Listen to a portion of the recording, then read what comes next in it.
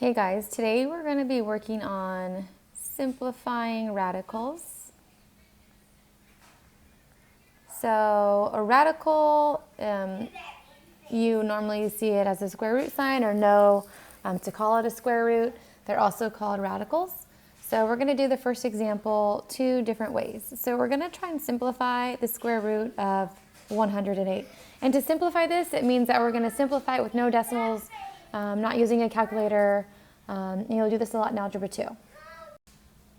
So the way your book has you do it is factor using the greatest perfect square factors. So you're probably thinking, what the heck are those? So let's talk about those. Perfect squares, like 2 squared is 4. That's a perfect square. 3 squared is 9 because it's 2 times 2, 3 times 3. 4 squared is 4 times 4, 16.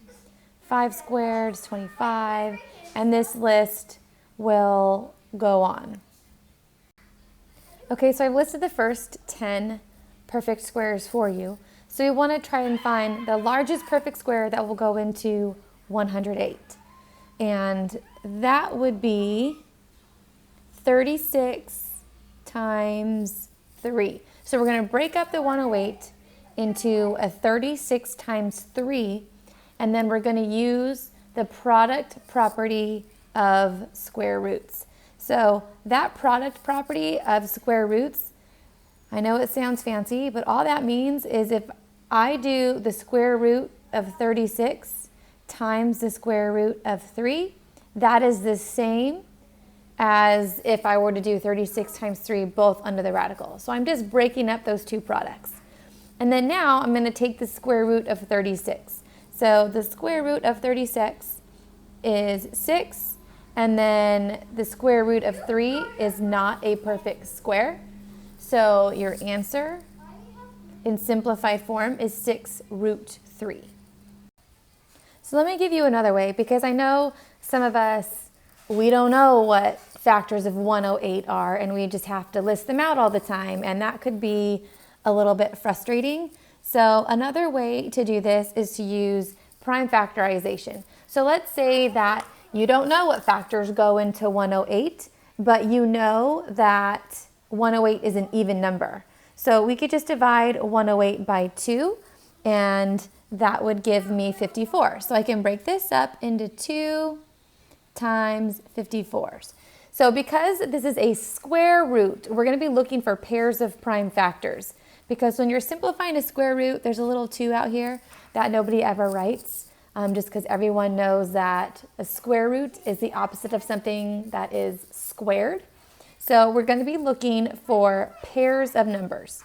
So then we're going to take 54, and hopefully you know factors of 54.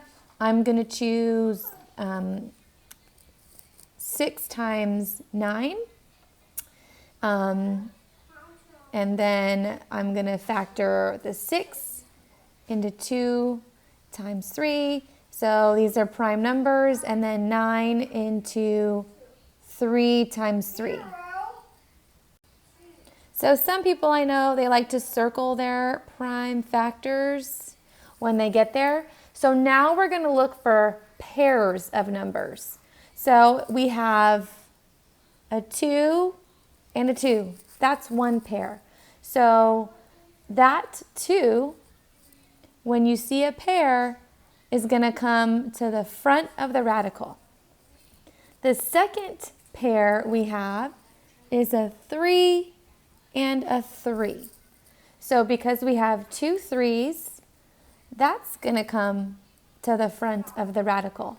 And then we have this 3 left that's by itself. So that 3 is going to stay inside. And then all you have to do is multiply 2 times 3 is 6. So you get the same answer using prime factorization. So let's do another example, but let's do some variables, okay? So let's start with an easy one. Let's do the square root of 9x cubed. So again, because we're simplifying a square root, we're looking for pairs, okay? So the square root of 9 is 3, but I'm going to break this up before I get there. I'm going to break this up into 9 times x squared times x. So the reason I broke up the x cubed into x squared times x is because I'm looking for pairs of things, right? So if there's a 2 here, I know the opposite of something squared is something x squared, okay? So when I break this up using the product property of square roots, I have the square root of 9 times the square root of x squared times the square root of x. So the square root of 9 is 3. The square root of x squared is x, and then you have root x next, because you can't do the square root of x. So your final answer would be 3x root x. We can do this same strategy of using the factorization. So if you factor out the 9, that's 3 times 3, and the x cubed would be x times x times x. And we're looking for pairs of numbers. Okay, so here's one pair. That'll come to the front. Here's another pair. That'll come to the front. And then you have one left. So you have 3x root x. We get the same answer we did the first time we did it. So there's a couple ways. Some people feel more comfortable just knowing what the factors are. And then some people might feel comfortable just looking for pairs. Okay, here are some practice problems. I encourage you to pause the video, work the problem out, and then unpause the video to see if you did it correctly. So this first one, it's pretty easy. I already know what my factors of 24 are.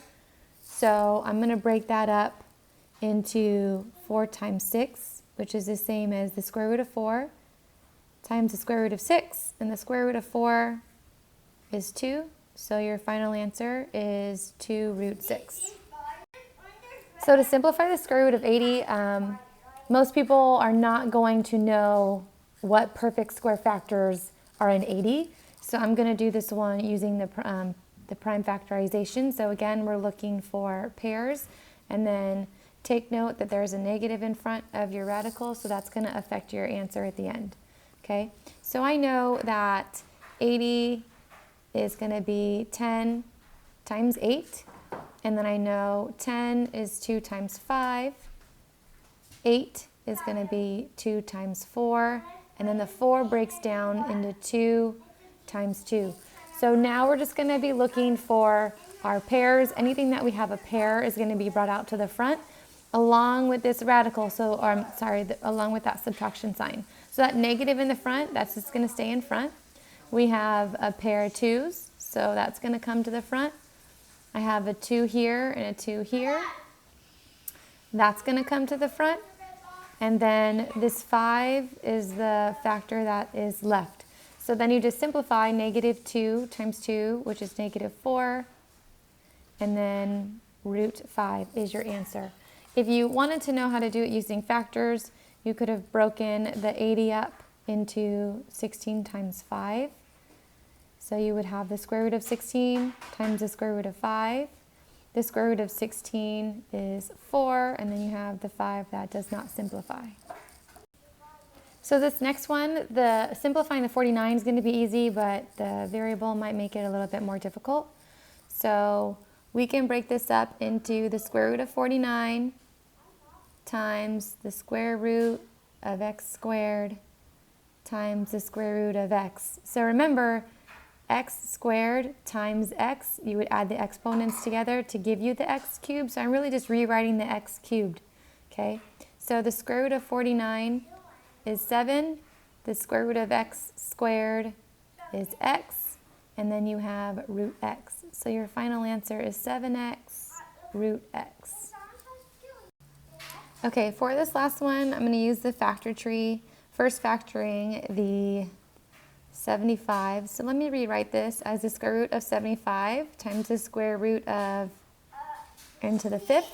So two factors of 75 are 25 times 3. and then we have a prime number here, and then 25 is 5 times 5, and we have 2 prime numbers here. So we're looking for pairs, so I already know that this 5 is going to come to the front, and the 3 is going to be left inside. So now we're going to move to factoring the n to the 5th. So let's think of how many n squareds we can get out of n to the 5th power. So I know that I can do n squared times n squared times n. So I already know that if I have something that's like the n squared, the square root of n squared, I already know that these will cancel and I'm going to be left with n. But since we might be beginners at this, we could factor these further into n times n times n, and then another n. And everywhere we have 2 n's, we are going to bring them out. So we have an n, we have another n, which leaves us with a lonely n. So we have 2 things left that didn't have a pair. Those 2 things are going to go inside, and then we simplify what we took out. So the 5n squared times radical 3n would be your final answer. So anytime you're simplifying with variables, you want to be looking for a situation or create a situation where you have groups of something squared. So say, for example, I want to simplify the square root of x to the 7th. Okay, so I know that this could be x squared, x squared, x squared, and x, right? Because 2 plus 2 plus 2, or 2 times 3 is 6, and then we add that 1 right here, we get 7. So this means I'm going to have the square root of x squared times the square root of x squared times the square root of x squared times the square root of x, and this is going to give me x cubed in the front with 1x left under the radical.